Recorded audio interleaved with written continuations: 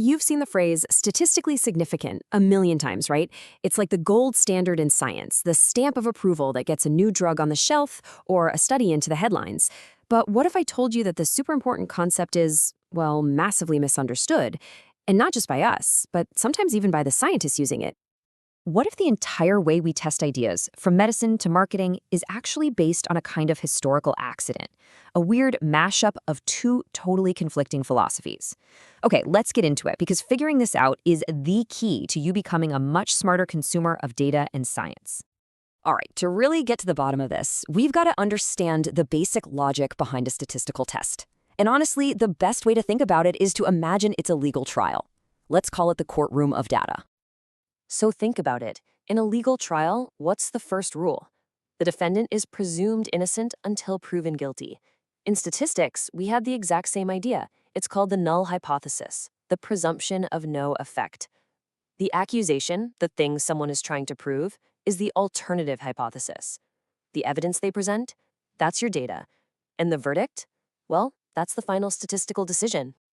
So, the null hypothesis, you'll see it written as H0, is our default position. It's the skeptic in the room. It's the idea that, hey, maybe this new drug doesn't do anything at all, or this new teaching method makes zero difference. It's the claim we're trying to find enough evidence to knock down. And on the other side, you've got the alternative hypothesis, or HA. Now, this is what the researcher is actually excited about. This is their big idea. It's the claim that the drug does work, that the teaching method is better. The whole point of running an experiment is to gather enough evidence to say, you know what? That presumption of innocence is wrong, and we have the data to back up this new claim. Okay, so far so good, right? Well, here's where the story gets a little messy. The way we do these tests today didn't just pop out of thin air from one single brilliant idea. Nope. It's actually a weird blend of two competing philosophies from two absolute titans of statistics. On one side, you've got Ronald Fisher. Picture him as a detective, an evidence gatherer. His goal was to look at the data after it was collected and figure out, how strong is the evidence against our initial assumption? His favorite tool was the p-value. Then on the other side, you have Neyman and Pearson. Think of them less as detectives and more as factory quality control managers. They didn't care as much about the evidence in one single case. They wanted a rigid, repeatable process to make decisions and control the rate of mistakes over the long haul before you even start the experiment.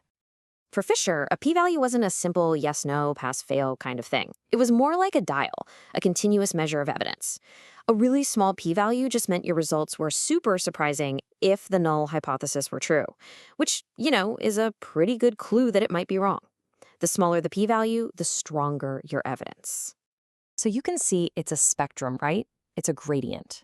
A p-value isn't just about passing or failing a test. A value around 0.06 might be weak evidence, while 0.04 is moderate, and anything under 0.001 is really strong. The detective doesn't just say guilty or not guilty, they talk about how strong the case is. That was Fisher's whole vibe. But Neyman and Pearson, they were playing a totally different game. They said, listen, we're not so interested in the evidence from a single study. Over thousands of experiments, we know we're going to make mistakes.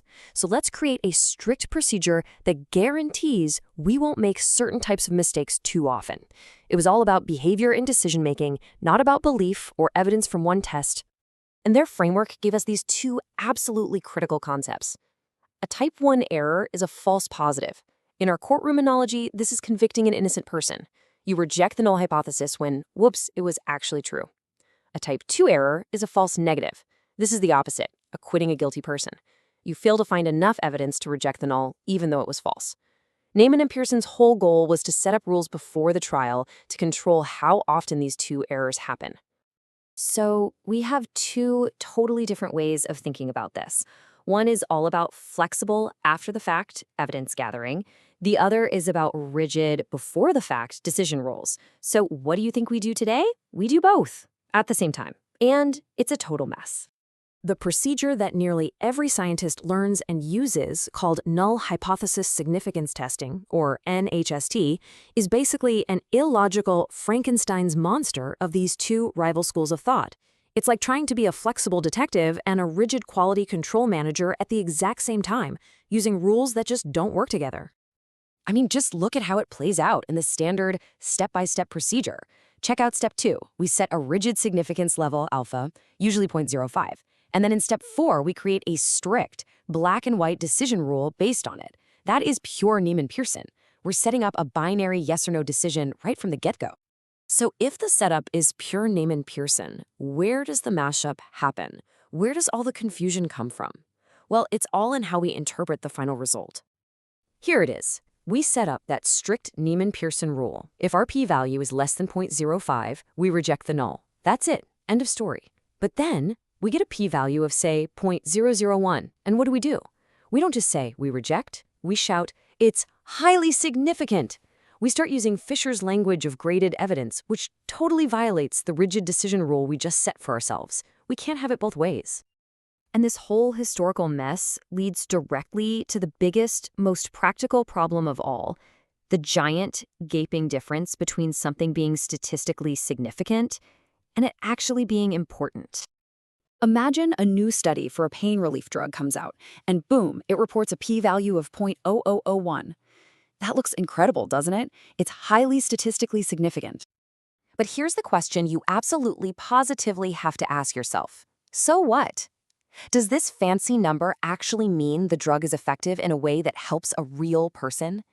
Is the effect big enough to actually matter in the real world?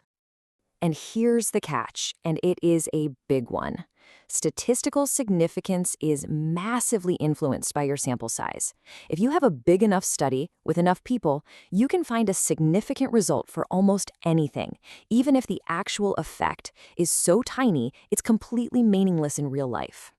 And look, don't just take my word for it. This quote from a medical journal says it all. A result can pass the statistical test with flying colors, but be totally useless in a real clinic. The statistics might say there's an effect, but that effect is just too small to help a single patient feel better. This is the key question. This is what I want you to take away. Always ask, what is the effect size? How big is the actual difference we're talking about? Is this new drug a 90% reduction in pain? Because that would be amazing. Or is it a 3% reduction? Because that's probably not worth it. A 3% reduction could easily be statistically significant in a huge study, but it's not practically important. The question isn't just if there's an effect, but how big that effect is. So the next time you see that magic phrase, statistically significant, just pause for a second. Remember the courtroom, remember the two warring philosophies, but most of all, look past that p-value and ask about the effect size. Ask yourself, is this actually important? Because at the end of the day, the goal of science isn't just to reject a hypothesis, it's to find truths that actually matter.